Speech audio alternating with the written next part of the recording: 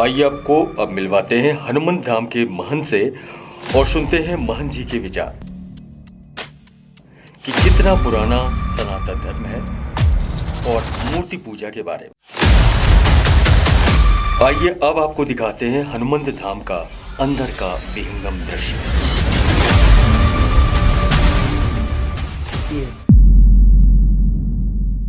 नमस्कार दर्शकों, मैं रिया अवध एक्सेल भारत में आपका स्वागत है। सनातन धर्म के विषय में आपने बहुत कुछ सुना होगा। सनातन धर्म का अर्थ क्या है, आइए जानते हैं। सनातन शब्द तत् और शत से मिलकर बना है, जिसका शाब्दिक अर्थ सदा बने रहना है, जिसका आदि है न अंत है, वह खुद में अनंत है। सनातन धर्म को वैदिक धर्म और हिंदू धर्म के नाम से भी जानते हैं। यह लगभग 12,000 वर्ष पुराना है। पौराणिक मान्यताओं के अनुसार हिंदू धर्म 90,000 वर्ष पुराना है। तो दोस्तों, आज हम हनुमान धाम में आ चुके हैं और यहाँ के महंत बाबा जी से जानेंगे कि उनके क्या विचार है सनातन धर्म को लेकर और वो क्या कहना चाहते हैं। उनका अर्थ होता है जो कभी नष्ट नहीं।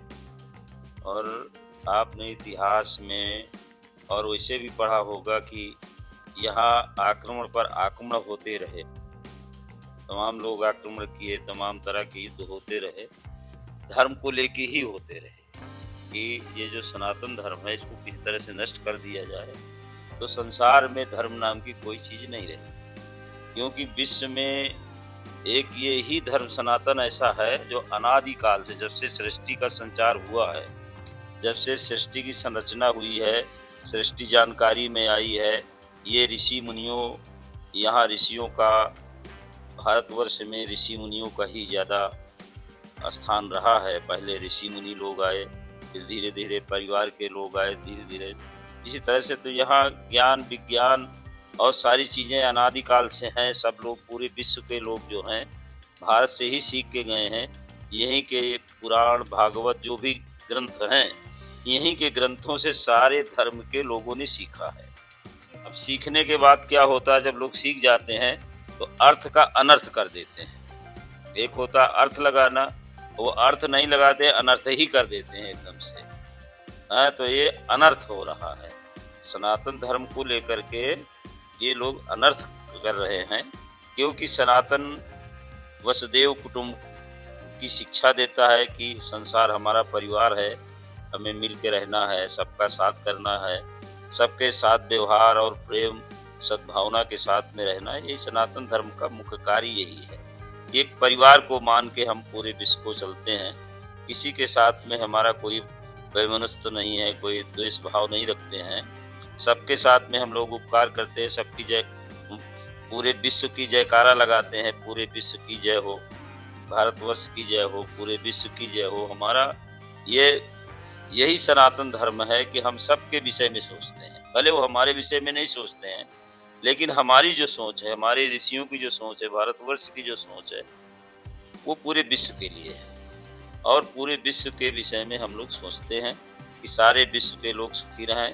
अब ये धर्म की बात है, तो धर्म तो एक सनातन धर्म ही धर्म कहा जाता है। बकाया जो भी संसार में जितने धर्म के नाम से इनकी व्याख्या की गई, वो धर्म नहीं है, एक संप्रदाय के रूप में है। उनके यहाँ कोई ऐसी प्रथा और या ऐसी कोई चीज़ नहीं पाई जाती है जिसको कहा जाए कि नहीं, यहाँ धर्म के द्वारा इनका ये संचालन हो रहा है। सनातन जो है सबसे मुख्य चीज़ है। सनातन में मनुष्य के पूरे जीवन के लिए व्याख्या की गई है। पहले हमारे यहाँ सनातन में लोग ब्रह्मचर्य रहते हैं, ब्रह्मचर्य के बाद गृहस्थ में जाते हैं, गृहस्थ के बाद वानप्रस्थ में जाते, भी सन्यास। मतलब यहाँ भारत में सन्यास का भी स्थान है। जब पूरा जीवन हम लोग पूरा तरह से बिता लेते हैं, तो आखिरी में हमारा जीवन सन्यास यानी भगवान में लीन होना, यही सनातन होता है ना। और सनातन का मतलब ये है कि सबका उपकार करिए, सबकी भलाई करिए। और धर्म का मतलब होता है धर्म के जो धर्म के नियम और संयम जो बने हुए हैं उसका पालन करना। ऋषियों ने जो एक परंपरा बना रखा है कि हम इस पद्धति से हमारा जीवन चलेगा। आप भागवत है, रामायण है, गीता है। गीता में भी ये उपदेश है, रामायण में भी सारे उपदेश लिखे हुए हैं। तो हमारे यहाँ तो उपदेश ही दिया गया है कि जीवन जीने की शैली किस तरह से जीना चाहिए, किस तरह परिवार में रहना चाहिए, सबके विषय में लिखा गया है। पिता पुत्र का संबंध है, स्त्री पुरुष का संबंध किस तरह से होना चाहिए, गुरु शिष्य का संबंध है, राजा के विषय में लिखा है कि राजा किस तरह का होना चाहिए। तो इस तरह से हर चीज की व्याख्या की गई है। और संसार में सनातन ही एक ऐसा धर्म है, जिन खोजा तिन पाइयां गहरे पानी।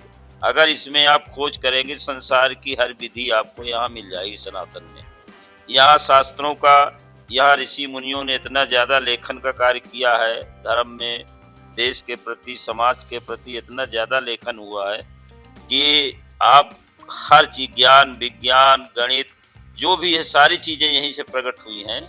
सूर्य की गणना है, जितने ग्रह की सबकी गणना लिखी हुई है।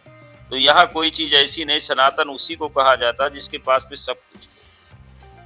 शास्त्रों में जिनके पास में सब कुछ है वही सनातन है। अब ये है कि यहाँ जो थोड़ा सा भेदभाव की दृष्टि से लोग देखते हैं कि हम मूर्ति उपासक हैं, ये हम मूर्ति नहीं पूजते हैं, ये मूर्ति उपासना या कोई बगैर मूर्ति के कोई उपासना संसार में हो नहीं। साकार और निराकार दो विधि है पूजा की। एक साकार पूजा होती है, जो मूर्ति को जो पूजते हैं उसको साकार पूजा कहते हैं।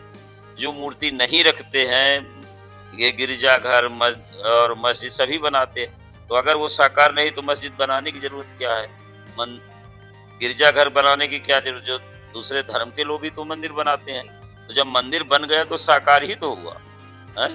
अब ये थोड़ो की मूर्ति रखी जाएगी तभी साकार होगा।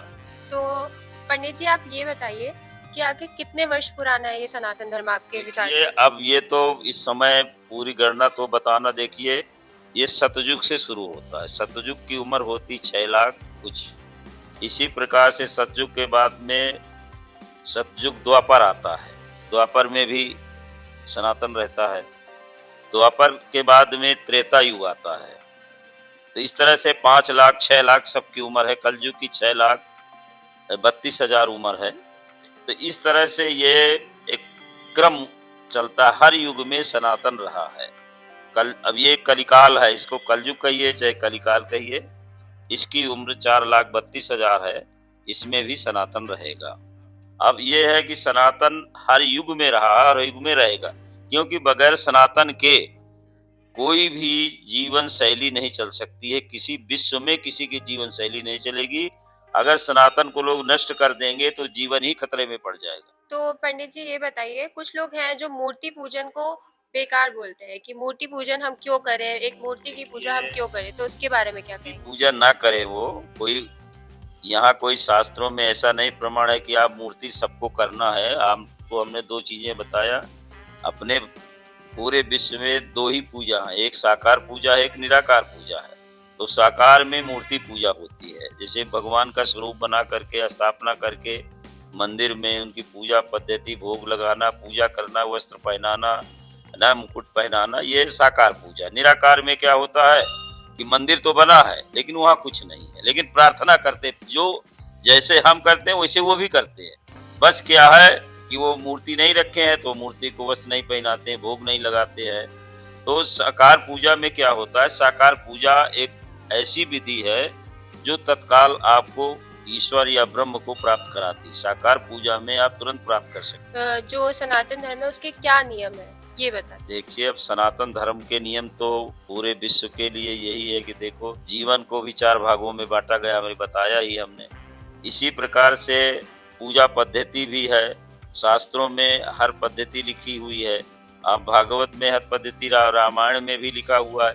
जीवन शैली जितना है, कैसे जीना है, नहीं समाज में कैसे रहना है, कैसे जीना है, और धर्म का पालन करना। सनातन धर्म में ये विधि है कि जो पूजा पद्धति है, प्रातःकाल उठना, 3-4 संध्याएं हमारे सनातन धर्म में होती हैं। एक प्रातःकाल लोग पूजा करते हैं, फिर प्रातःकाल अगर आप पूजा नहीं कर पा रहे हैं तो आप मध्याह्न काल जाइए, फिर सायंकाल में जाइए, सायंकाल के बाद में रात्रि काल भी होता है।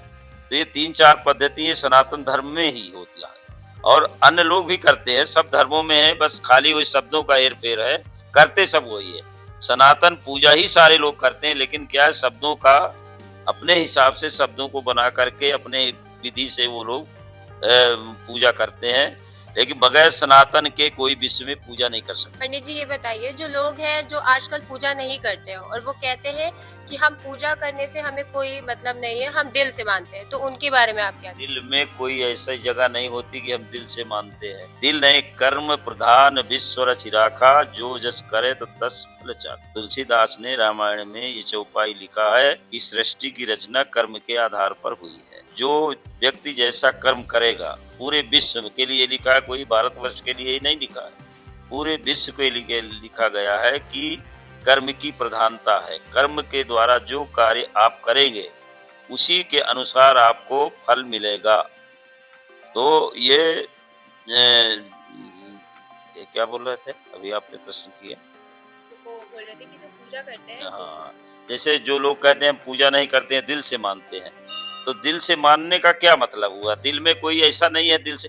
भाई आदमी अगर आप अपने शरीर के द्वारा प्रणाम नहीं करते हैं, शास्त्रों का अध्ययन नहीं करते हैं, कोई नियम का पालन नहीं कर रहे हैं, जैसे प्रातः काल भगवान की पूजा करना है, नियम करना है, वो आप कह दे, जबानी कह दे हम दिल से मानते, दिल से मानने का कैसे प्रमाण क्या है आपके पास में? प्रमाण भी तो होना चाहिए। आपने जबानी कह दिया कि हम दिल से पूजा करते हैं, लेकिन प्रमाण क्या है? भाई हम आप मंदिर में आए हैं तो आपको तो सिद्ध हो गया कि आप मंदिर में आए हैं, भगवान को प्रणाम कर रहे हैं, पूजा कर रहे हैं, तो आपका सिद्ध हो गए। अब वो खाली जबान से बोल रहे हैं कि हम जो है दिल से क्या प्रमाण है उनके पास में? भाई या तो दिल खोल के दिखाइए कि हम पूजा कर रहे हैं। अगर आप में ताकत है, शक्ति है, तो दिल खोल के दिखाइए कि देखो हम पूजा कर रहे हैं। जैसे हनुमान जी ने सीना चीर दिया था ऐसे और दिखाया था कि देखो भगवान हमारे अंदर है कि नहीं है, वो दिल की पूजा है। जैसे हनुमान जी ने सीना चीर के दिखाया कि देखो हमारे अंदर भगवान है कि नहीं, तो ये इसी को दिल से पूजा कहते हैं। जो हनुमान जी ने सिद्ध किया है वही दिल से पूजा है।